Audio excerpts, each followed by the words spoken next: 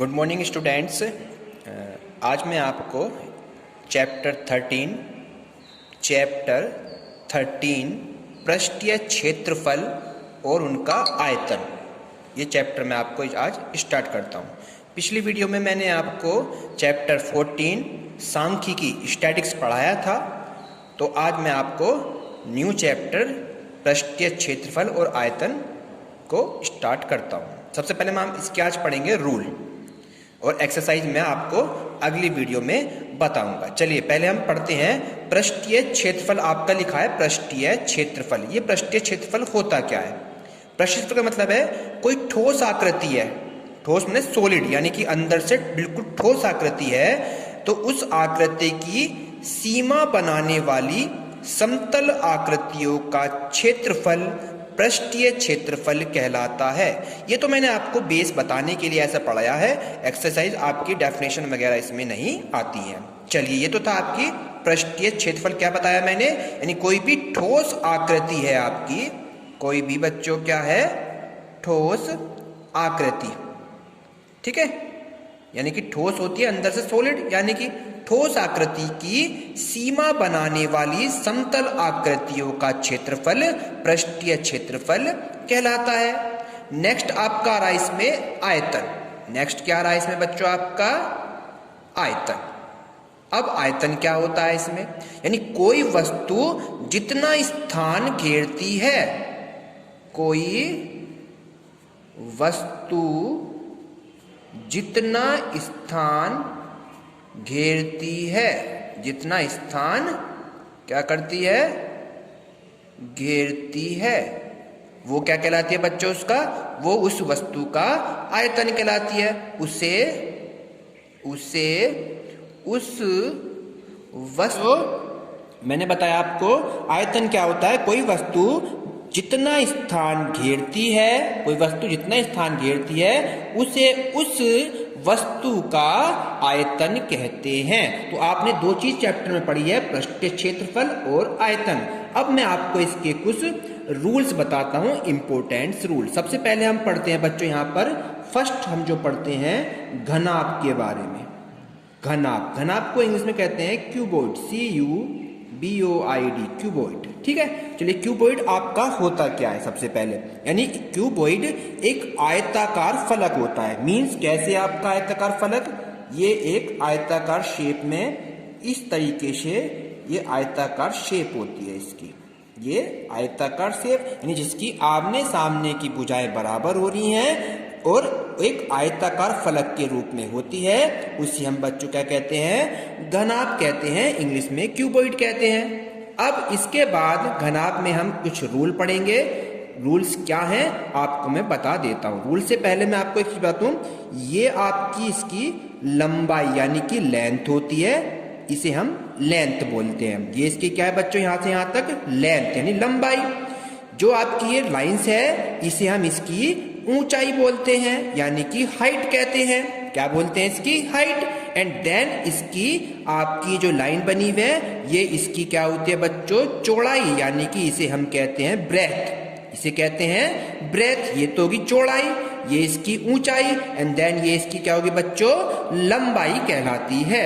यानी मैं इसको लिख देता हूं यहाँ पे, L से मतलब लंबाई होती है, B से मीन्स आपकी चौड़ाई होती है, एंड H से मीन्स इसकी ऊंचाई होती है। अब हम इसके कुछ फॉर्मूले पढ़ते हैं। चलिए फॉर्मूले स्टार्ट करते हैं। यहाँ पे सबसे पहले आता है बच्चों इसका फॉर्मूला, घनाभ का संपूर्ण पृष्ठ। क्या पढ़ेंगे यहाँ पे हम? घनाभ का संपूर्ण पृष्ठ। अब घनाभ का संपूर्ण पृष्ठ बच्चों होता क्या है? ये वेरी इंपॉर्टेंट है, रूल को आप ध्यान रखेंगे। होता है 2 गुना लंबाई चौड़ाई, यानी LB, लंबाई चौड़ाई प्लस का चिन्ह, फिर चौड़ाई ऊंचाई की गुणा प्लस का चिन्ह, फिर आपका लंबाई यानी कि और H ऊंचाई इंटू लंबाई, यानी क्या लिखेंगे इस फॉर्मूले में? 2LB plus BH plus HL, यानी लंबाई चौड़ाई, चौड़ाई ऊंचाई, ऊंचाई लंबाई की मल्टीप्लाई।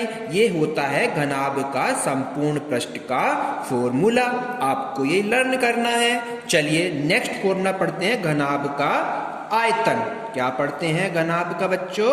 आयतन। घनाभ का आयतन होता है हमारे पास LBH, यानी कि लंबाई गुणा चौड़ाई गुणा ऊंचाई। लंबाई मैंने लिख रखी है यहाँ सबकी, तो ये हो गया आयतन का फॉर्मूला, लंबाई गुणा चौड़ाई गुणा ऊंचाई। इसे हम ऐसे भी लिख सकते हैं, लंबाई गुणा चौड़ाई गुणा ऊंचाई। और जो डॉट होता है इसका मतलब गुणा ही होती है, यानी मल्टीप्लाई ही होती है। तो ये आपका जो पृष्ठीय क्षेत्रफल होते हैं ये आपके होते हैं वर्ग में, यानी कि वर्ग में, और सेंटीमीटर है तो इसके आगे लिख देंगे वर्ग सेंटीमीटर। और जो आप आयतन निकालते हैं ये आयतन होते हैं बच्चों यहाँ पर घन में। अगर सेंटीमीटर है तो घन सेंटीमीटर और मीटर है तो घन मीटर लिख देते हैं। ये आपका आंसर, तभी हम इसको लिखते हैं इस तरीके से। चलिए नेक्स्ट करते हैं हमारे पास घनाभ का विकर्ण। घनाभ का बच्चों विकर्ण पढ़ते हैं। अब विकर्ण आपका फॉर्मूला देख लीजिए, इसका फॉर्मूला होता है विकर्ण का L का स्क्वायर प्लस B का स्क्वायर प्लस H का स्क्वायर का अंडर रूट, यानी कि लंबाई का स्क्वायर प्लस चौड़ाई का स्क्वायर प्लस ऊंचाई का स्क्वायर। ये बनता है इसका विकर्ण का फॉर्मूला। लास्ट रह गया आपका, नेक्स्ट आता है आयताकार कमरे की। नेक्स्ट फॉर्मूला इंपोर्टेंट है आपका, आयताकार कमरे की चारों दीवारों, आयताकार कमरे की चारों दीवारों का क्षेत्रफल। अगर हमसे वो एक आयताकार कमरे की चारों दीवारों का क्षेत्रफल पूछेगा तो हमारा रूल होता है दो गुणा लंबाई प्लस चौड़ाई, यानी लंबाई और प्लस चौड़ाई जोड़ दीजिए और गुणा कर दीजिए ऊंचाई। यानी क्या फॉर्मूला हो गया, 2 गुणा लंबाई प्लस चौड़ाई गुणा ऊंचाई। ये आपका चारों दीवारों का क्षेत्रफल निकालने का तरीका है। आयताकार कोई कमरा है उसका क्षेत्रफल हम इस फॉर्मूले से ज्ञात करते हैं। ये तो था आपका बच्चों घनाभ। क्या था आपका ये? घनाभ। अब हम पढ़ते हैं इसमें घन। नेक्स्ट आपका चलता है क्या बच्चों इसमें? घन। नेक्स्ट देखिए घन। घन भी आपका इसको कहते हैं क्यूब।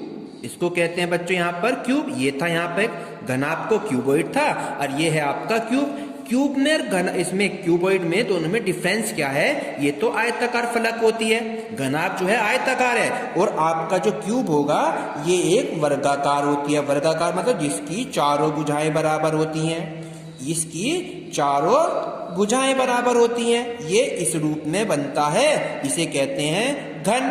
और ये आयत के रूप में होता है, इसे कहते हैं घनाभ। अब इसमें भी इसके कुछ रूल पढ़ेंगे और रूल पढ़ने से इसकी सभी भुजाएं, यानी चारों भुजाएं, ये भी, देन आप इसकी लंबाई भी, देन इसकी ऊंचाई भी, ये तीनों सभी भुजाएं इसकी बराबर होती हैं। सारी भुजाएं क्या होती हैं बच्चों? इसकी बराबर होती हैं। एक वर्ग के रूप में होता है तो वर्ग की चारों भुजाएं हमने पढ़ा है बराबर होती हैं, इसलिए घन की भी सारी भुजाएं क्या होंगी?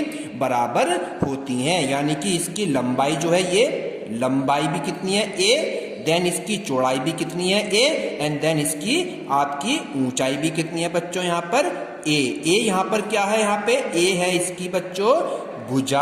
a क्या है यहाँ? इसकी भुजा है। तो ये तीनों, अब चारों जितनी भुजाएं हैं इसकी वो आपकी बराबर होती हैं। सबसे पहले हम पढ़ते हैं घन का संपूर्ण पृष्ठ। क्या पढ़ते हैं बच्चों? घन का संपूर्ण पृष्ठ। घन का संपूर्ण पृष्ठ होता है आपका 6 गुणा भुजा का स्क्वायर। 6 गुणा भुजा का स्क्वायर, यानी कि हम कहते हैं 6a स्क्वायर। a क्या बताया मैंने बच्चों आपको? भुजा, यानी कि हो गया 6 गुणा भुजा का स्क्वायर। आप इसे ऐसे भी लिख सकते हैं, 6 गुणा भुजा का स्क्वायर भी लिख सकते हैं। क्लियर बच्चों आपके? तो हम इस शॉर्ट में लिखते हैं 6a स्क्वायर, और इसके आगे आपको क्या लिखना है? वर्ग सेंटीमीटर या वर्ग मीटर। चलिए नेक्स्ट आता है घन का आयतन। घन का आयतन पढ़ेंगे। घन का आयतन होता है भुजा की क्यूब, यानी कि a की क्यूब। इसे कहते हैं हिंदी में भुजा की क्यूब, क्योंकि a को हमने यहाँ पे क्या माना बच्चों? भुजा। नेक्स्ट आता है इसका विकर्ण। नेक्स्ट क्या पढ़ेंगे बच्चों? विकर्ण। इसका विकर्ण होता है √3 गुणा भुजा।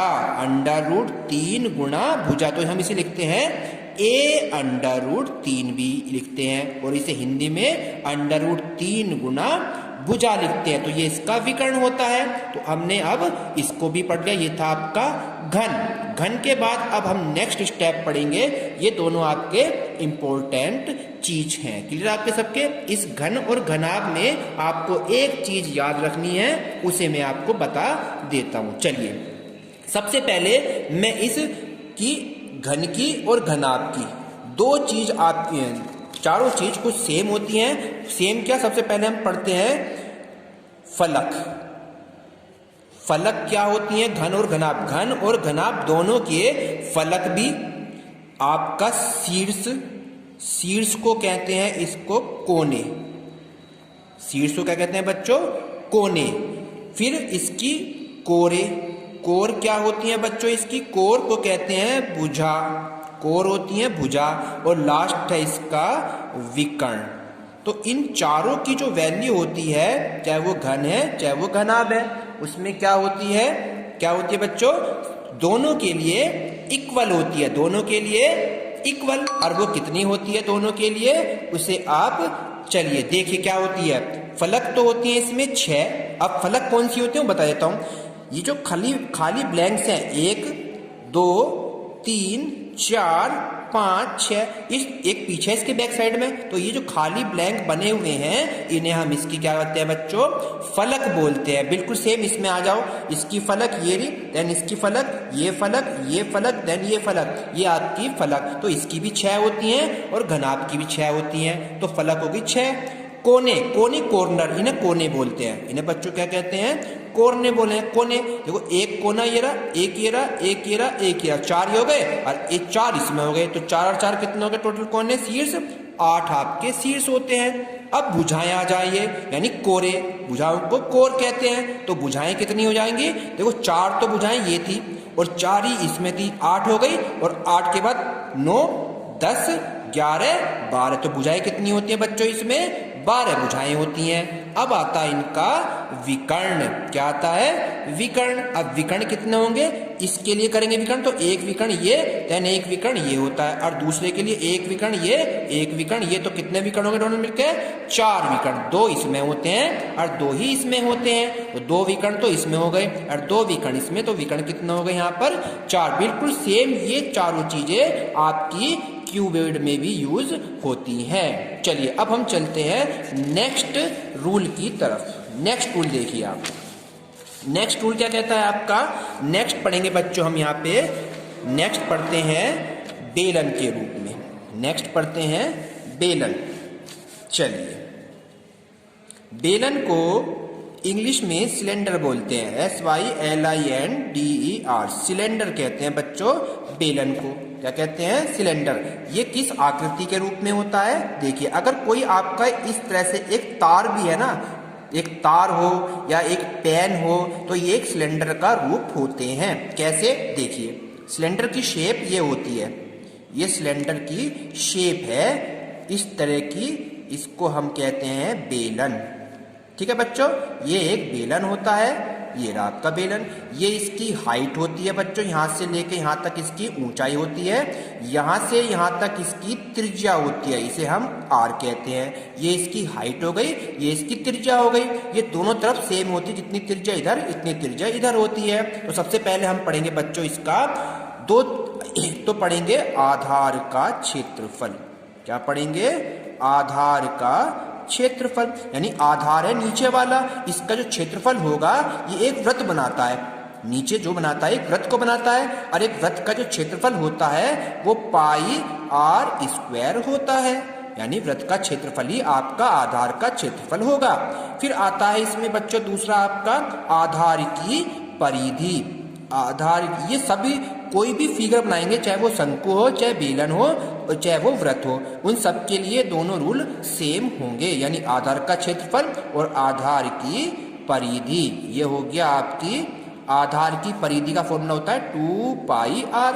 ये मैंने आपको वृत्त में भी पढ़ाए थे, ये मैंने आपको बच्चों वृत्त में भी पढ़ाए थे। चलिए, ये तो रूल हो गए आपके। आधार का क्षेत्रफल πr², आधार की परिधि 2πr। पाई का मान यहाँ पर 22/7 भी होता है, एंड देन जब हम इसे 7 से डिवाइड करते हैं तो वो आता 3.14, 3.14 भी आता है। तो हम यहाँ पे 22/7 का भी यूज करेंगे पाई की जगह। चलिए नेक्स्ट चलते हैं। अब आएगा इसका बेलन के बारे में पढ़ा, तो बेलन का पढ़ेंगे पहले हम बच्चों यहाँ पे वक्र पृष्ठ। क्या पढ़ेंगे बेलन का? वक्र पृष्ठ, इसे कहते हैं वक्र पृष्ठ।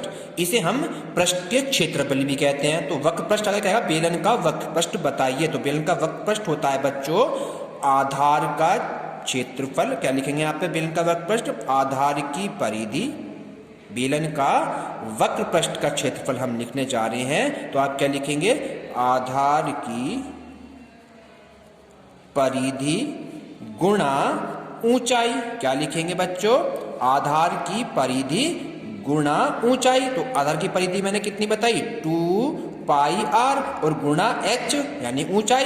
तो इसका वक्र पृष्ठ का जो फॉर्मूला हम लिखेंगे बच्चों, क्या लिखेंगे? 2πrh। क्लियर हो गया बच्चों? चलिए अब हम इसका पढ़ते हैं आयतन का फॉर्मूला। नंबर 2 इसका पढ़ेंगे बेलन का आयतन। बेलन का आयतन क्या होता है बच्चों? आधार का क्षेत्रफल, आधार का क्षेत्रफल गुणा ऊंचाई। इसमें भी यहाँ पर आधार की परिधि थी और यहाँ आधार का क्षेत्रफल आएगा। तो आधार का क्षेत्रफल क्या पढ़ा हमने बच्चों? πr²। तो लिखेंगे यहाँ पर πr² गुणा ऊंचाई। ये गुणा का चिन्ह होता है, इंटू, या इसे ऐसे लिख दो तो ये आपकी गुणा ही मानी जाती है। तो ये आयतन जो होते हैं घन में होते हैं, सेंटीमीटर है तो घन सेंटीमीटर, और वक्र पृष्ठ होते हैं वर्ग में। ये आपको जब आंसर लिखेंगे तो वहां पर आपका यूज करना जरूरी है। चलिए 2 चीजों का वक्र पृष्ठ हो गया, आयतन हो गया। अब हम पढ़ते हैं इसका संपूर्ण पृष्ठ। क्या पढ़ेंगे बच्चों? संपूर्ण पृष्ठ पढ़ते हैं। संपूर्ण पृष्ठ में देखिए क्या होता है? वो होता है आपका 2πr ब्रैकेट में h+r, 2πr(h+r) होता है। और ये बनता कैसे है? आपके दो तो इसमें आगे आधार के क्षेत्रफल, ठीक है, और आपके वृत्तीय सिरों का। आप यहाँ पे सीधा ये फॉर्मूले को लर्न कर लीजिए, 2πr(h+r), इसे कहते हैं इसका संपूर्ण पृष्ठ। चलिए इसके बाद हम नेक्स्ट पढ़ते हैं यहाँ पे बेलन के बाद आपका शंकु। क्या पढ़ेंगे बच्चों यहाँ पे हम नेक्स्ट? शंकु। शंकु को हम यहाँ पे क्या कहते हैं? कोण कहते हैं। क्या कहते हैं बच्चों? शंकु को कोण कहते हैं। और इसका डायग्राम आपका जोकर की टोपी होती है ना, बिल्कुल सेम एज इट इज ये जोकर की टोपी बनती है। इस तरह की एक टोपी होती है इसकी ये हाइट होती है, इसे h बोलते हैं। यहाँ से यहाँ तक इसकी बच्चों ये त्रिज्या होती है। बस इसमें एक चीज एक्स्ट्रा आ गई, ये वाली l, इसे बोलते हैं इसकी तिरछी ऊंचाई, यानी कि टेढ़ी ऊंचाई या तिर्यक ऊंचाई। तो हम l को क्या कहते हैं बच्चों? यहाँ पर तिरछी ऊंचाई, इसे हम तिर्यक भी कहते हैं। क्या कहते हैं इसे बच्चों? हम तिर्यक ऊंचाई भी कहते हैं। h क्या है यहाँ पर? सीधी ऊंचाई, यानी केवल ऊंचाई कहते हैं। और r क्या बताया मैंने बच्चों आपको? त्रिज्या बताया। क्या बताई यहाँ पर? r त्रिज्या बताई। ठीक है, यहाँ तक क्लियर बच्चों? चलिए अब मैं इसके रूल स्टार्ट करता हूं। तो शंकु की सबसे पहले मैं आपको त्रिज्या निकालना बताता हूं। शंकु की त्रियक ऊंचाई, यानी कि l का जो फॉर्मूला होता है l² बराबर h² प्लस r का स्क्वायर, यानी कि l मतलब तिरछी ऊंचाई, h आपकी सीधी ऊंचाई और r त्रिज्या। तो इन तीनों में रिलेशन क्या होता है? l² बराबर h² प्लस r²। और जब यहां से मैं स्क्वायर को हटाऊंगा तो बच्चों चढ़ जाएगा इसका क्या? अंडर रूट चढ़ जाएगा। तो ये भी आपका रूल है, देन ये भी आपका रूल है। ये है तिरछी ऊंचाई निकालने का फॉर्मूला। अब हम पढ़ते हैं शंकु का वक्र पृष्ठ। क्या पढ़ेंगे बच्चों? शंकु का वक्र पृष्ठ पढ़ते हैं। तो शंकु का वक्र पृष्ठ क्या होता है? πr(l), ये शंकु का वक्र पृष्ठ होता है, πr(l). ठीक है, नेक्स्ट पढ़ेंगे इसका संपूर्ण पृष्ठ। क्या पढ़ेंगे बच्चों? संपूर्ण पृष्ठ पढ़ेंगे शंकु का। शंकु का πr(l plus r), πr(l plus r), ये कहता है शंकु का संपूर्ण पृष्ठ। अब पढ़ेंगे हम यहाँ पे शंकु का बच्चों क्या पढ़ेंगे? आयतन। शंकु का आयतन क्या होता है? वो होता है 1/3 पाई आर स्क्वायर एच, यानी पाई आर स्क्वायर को कहते हैं बच्चों यहाँ पर। पाई आर स्क्वायर होता है आधार का क्षेत्रफल। क्या होता है बच्चों यहाँ पर? आधार का क्षेत्रफल। और एच क्या होती है? ऊंचाई होती है। तो हम इसे हिंदी में ऐसे भी लिख सकते हैं। जब हमारा क्वेश्चन आएगा तो हम इस तरह से उसको यहाँ लिखेंगे, शो करेंगे। तो ये आपका शंकु फिनिश हो जाता है। अब इस चैप्टर में आपका एक चीज और इम्पोर्टेंट है, उसे और हम पढ़ते हैं। वो है आपका लंबवृत्तीय शंकु का छिन्नक, यानी छिन्नक के फॉर्मूले पढ़ेंगे। अब छिन्नक क्या होता है अभी आपको मैं यहाँ पढ़ाता हूँ। देखो, शंकु का छिन्नक, शंकु का छिन्नक पढ़ेंगे यहाँ पे, ठीक है बच्चों। इसी चैप्टर में आपका छिन्नक का यूज होना है। छिन्नक का मतलब है शंकु के टुकड़े कर देना, शंकु को काट देना, और काटने के बाद जो आकृति बनेगी वो संख्या छिन्नक कहलाती है। यानी डेफिनेशन क्या कही जाए कि किसी लंबवृत्तीय शंकु को, एक लंबवृत्तीय शंकु बनाओ। सबसे पहले आप, ये मैंने एक शंकु आपका ये ड्रॉ कर दिया, देखिए ये आपका एक शंकु बना दिया मैंने, ठीक है। कह रहा किसी लंबवृत्तीय शंकु को उसके आधार, आधार ये होता है इसका, क्या होता है बच्चों इसका? ये आधार होता है। किसी लंबवृत्तीय शंकु को उसके आधार, जो आधार है इसके समांतर, इसके जैसा मतलब इसके समांतर किसी तल द्वारा, किसी भी तल से, नहीं यानी यहाँ से इसे काट लो। इसे हमने इसे यहाँ से इतना हिस्सा क्या हुआ? काट दिया। काटने के बाद जो भाग शंकु के आधार है और काटने वाला भाग है, यानी जो इतना हिस्सा ही काट दिया, तो और यहाँ से जो है इन दोनों के बीच में जो ये हिस्सा बचा, इस हिस्से को, भाग को हम छिन्नक कहते हैं। यानी काटने के बाद जो डायग्राम बनेगा वो कैसा बनेगा आपको मैं आपको यहाँ पर दिखा देता हूँ। काटने के बाद आपकी इस तरह की आकृति बनती है, ये इस तरह की आकृति बनेगी। काटने, यहाँ से हमने इसे काट दिया इतने हिस्से को, तो ये इस तरह का है, जैसे यहाँ नीचे आधार में है इसी प्रकार यहाँ बनेगी। यानी इसके समांतर और इन दोनों के बीच में जो हिस्सा बचा, पार्ट बचा, उसे हम छिन्नक कहते हैं। किसी लंबवृत्तीय शंकु को उसके आधार के समांतर तल द्वारा काटा जाए तो वह भाग जो शंकु के आधार और तथा काटे हुए भाग तल के बीच में स्थित है, छिन्नक कहलाता है। क्लियर हो गया बच्चों? अब मैं छिन्नक पढ़ा रहा हूं, तो छिन्नक में क्या होगा? हमारे पास एक त्रिज्या तो ये बन गई बड़ी वाली, इसे कैपिटल आर बोल दिया, ये तो होगी आपकी बड़ी त्रिज्या। और एक त्रिज्या आपकी ऊपर आएगी ये वाली छोटी, तो इसे हम छोटी त्रिज्या बोल दिया। यहाँ पर ऊंचाई दोनों के लिए सेम रहनी है, ये दोनों की ऊंचाई, दोनों की क्या बच्चों ऊंचाई सेम रहेगी, ऊंचाई आपकी एज इट इज रहेगी। क्लियर हो गया? तो ये बड़ी त्रिज्या, ये छोटी त्रिज्या, यानी कि इसमें अब दो त्रिज्या बन जाती हैं। अब इसके फॉर्मूले देखिए, अगर हमने इनके फॉर्मूले याद कर लिए शंकु के, तो ये ऐसे ही हमारे छिन्नक के फॉर्मूले तैयार हो जाएंगे। चलिए पहले पढ़ते हैं हम इसकी तिरछी ऊंचाई। फर्स्ट पढ़ते हैं बच्चों हम इसकी तिरछी ऊंचाई।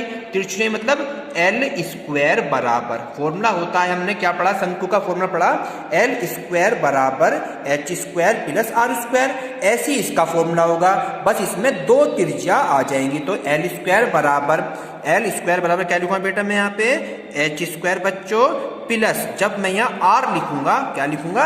Are square. तो आर की जगह मैं दो त्रिज्या लिखूंगा, कैसे? आर प्लस, क्या लिखूंगा? आर माइनस आर, और इसका पूरे का क्या कर दूंगा? Whole square. इस तरीके से, यानी दो त्रिज्या हुई, बड़ी त्रिज्या में से छोटी त्रिज्या को माइनस करके होल स्क्वायर बन गया एल का स्क्वायर बराबर एच का स्क्वायर प्लस आर का स्क्वायर। ये आर जो है, यही आर जो यहां से बना था। अगर ये वाले फॉर्मूले आपके याद होंगे तो इससे आपका छिन्नक के फॉर्मूले तैयार हो जाएंगे। चलिए, तो ये बन गया फॉर्मूला आपका पहला, एल स्क्वायर बराबर H square plus R minus R का स्क्वायर। स्क्वायर यहां से मैं हटाता हूं तो बच्चों यहां क्या पड़ जाएगा? इसका स्क्वायर रूट डल जाएगा। ये हो गया इस पूरे का स्क्वायर रूट। तो ये एल निकालने का रूल हो गया छिन्नक के लिए। नेक्स्ट आ जाते हैं छिन्नक का आयतन।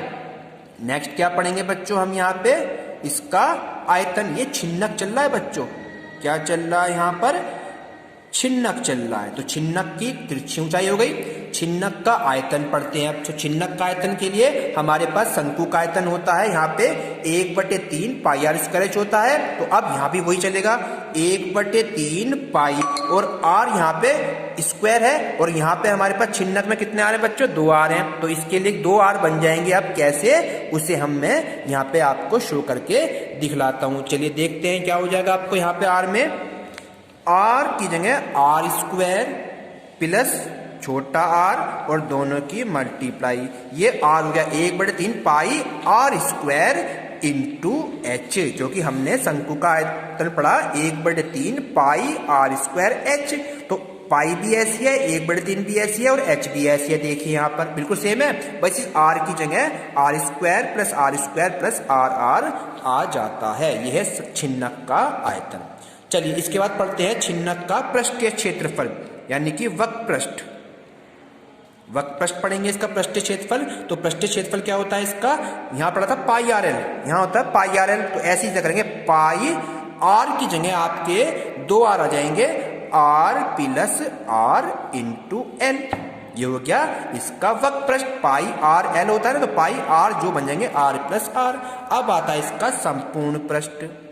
क्या आता है बच्चों, संपूर्ण पृष्ठ। संपूर्ण पृष्ठ इसका होता है पाई आर एल प्लस आर। तो इसे हम क्या लिखेंगे यहाँ पे, यानी कि पाई और ब्रैकेट में R plus R into L plus R square plus R square. तो ये आपके छिन्नक के फॉर्मूले, चारों फॉर्मूले हमने पढ़ लिए। तिरछी ऊंचाई, आयतन, वक्र पृष्ठ और संपूर्ण पृष्ठ। तो ये छिन्नक ही इंपॉर्टेंट है इस चैप्टर में। अब इसके बाद मैं आपको कराऊंगा बच्चों यहाँ पर सर्किल, यानी स्पेयर, मतलब गोला। गोले को स्पेयर कहते हैं, SPHER, स्पेयर, गोला पढ़ते हैं। चलिए गोले में पहले हम पढ़ेंगे, ये आपका ठोस जो होता है उसे गोला कहते हैं। सर्किल जो होता है वो खोखला होता है और गोला ठोस होता है अंदर से। सब चीज वही है। इसका केंद्र, ये इसकी रेडियस होती है और इसे पूरा मिला देते हैं तो ये इसका व्यास बन जाता है। ये इसका पूरा क्या बन जाता है बच्चों, व्यास बन जाता है। वही चीज यहाँ पढ़ेंगे हम। तो सबसे पहले हम पढ़ते हैं, अगर हमारे पास व्यास दे रखा है, व्यास को डायमीटर बोलते हैं अंग्रेजी में, डिनोटेड बाय डी कहते हैं। अगर क्वेश्चन में डी दिया हुआ है तो हम उसकी त्रिज्या डी बराबर होता है दुगना त्रिज्या का। व्यास बराबर क्या होता है, त्रिज्या का दुगना। और आर का मान निकालेंगे तो 2 इसके बटे में, यानी फॉर्मूला बन जाता है D/2, यानी कि हम व्यास का आधा कर देंगे तो हमारी त्रिज्या ज्ञात हो जाती है। चलिए अब हम पढ़ते हैं इसके फॉर्मूले। सबसे पहले फर्स्ट फॉर्मूला इसका पढ़ेंगे, गोले का आयतन। क्या पढ़ेंगे बच्चों, गोले का आयतन होता है 4/3 पाई आर क्यूब। क्या होता है बच्चों गोले का आयतन, 4/3 पाई आर। गोले का आयतन हो गया 4/3 पाई आर क्यूब हो गया। क्या हो गया बच्चों गोले का आयतन, 4/3 पाई आर क्यूब। अब यहाँ पे मैं पढ़ता हूं इसका गोले का वक्र पृष्ठ। क्या पढ़ूंगा, गोले का वक्र पृष्ठ। गोले का वक्र पृष्ठ होता है 4 पाई आर स्क्वायर। और गोले का संपूर्ण पृष्ठ भी गोले का वक्र पृष्ठ ही होता है, यानी कि इसे हम गोले का संपूर्ण पृष्ठ भी कहते हैं। दोनों बराबर होते हैं, वक्र पृष्ठ और संपूर्ण पृष्ठ दोनों ही गोले के क्या होते हैं, 4 पाई आर स्क्वायर होते हैं। अब रह गया यहाँ पे गोले का आयतन भी हो गया, वक्र पृष्ठ और संपूर्ण पृष्ठ भी हो गया। क्लियर बच्चों। अगर इसमें आ जाए आपका अर्धगोला, क्या हो जाए बच्चों, इसमें अर्धगोला बन जाए। अगर आपका अर्धगोला आ जाता है, यानी कि सेमी स्फीयर, यानी कि अर्धगोले को सेमी स्फीयर कहते हैं। ये इसकी रेडियस ही है यहाँ से यहाँ तक, ठीक है। तो इसके लिए इन फॉर्मूले को याद होगा तो इनको आधे कर दीजिए, बस वही इसका रूल है। देखो इसका जो आयतन होगा, यहाँ 4/3 लिखा है, तो यहाँ पे इसका आयतन हो जाएगा अर्धगोले का 2/3 पाई आर क्यूब। और इसका वक्र पृष्ठ होता है आपका 4 पाई आर स्क्वायर। देन इसका वक्र पृष्ठ हो जाएगा आधा, मतलब कि 2 पाई आर स्क्वायर। लेकिन अब यहाँ पर ये चीज चेंज हो गई। यहाँ पर संपूर्ण पृष्ठ जो है ये 4 पाई आर स्क्वायर था, लेकिन यहाँ संपूर्ण पृष्ठ क्या हो जाएगा बच्चों, चेंज हो जाएगा। क्यों, क्योंकि हम इसे यहाँ से काट रहे हैं ना गोले को, तो काटने के बाद जो इसका संपूर्ण पृष्ठ आएगा आधे गोले का संपूर्ण पृष्ठ जो होगा वो गोले का क्या होगा, इसका वक्रपृष्ठ यानी कि 2 पाई आर स्क्वायर अर्धगोले का वक्रपृष्ठ, और जो ये कटिंग है यहाँ पे काटा हुआ है ये क्या है, वृत्त का क्षेत्रफल है। तो वृत्त का क्षेत्रफल क्या होता है, पाई आर स्क्वायर, और दोनों को प्लस कर देंगे तो कितना बन जाएगा बच्चों यहाँ पर 3 पाई आर स्क्वायर। तो इसका जो संपूर्ण पृष्ठ होगा बच्चों यहाँ पर 3 पाई स्क्वायर होगा, जबकि पूरे गोले में कंप्लीट था वही, तो जो इसका वक्रपृष्ठ था वही इसका संपूर्ण पृष्ठ था, लेकिन इसमें काटने के बाद क्या हो गया, ये एक वृत्त बन के तैयार हो गया। तो इस वृत्त में यानी कि इसका वक्रपृष्ठ में इसके क्षेत्रफल आधार का क्षेत्रफल जुड़ जाएगा।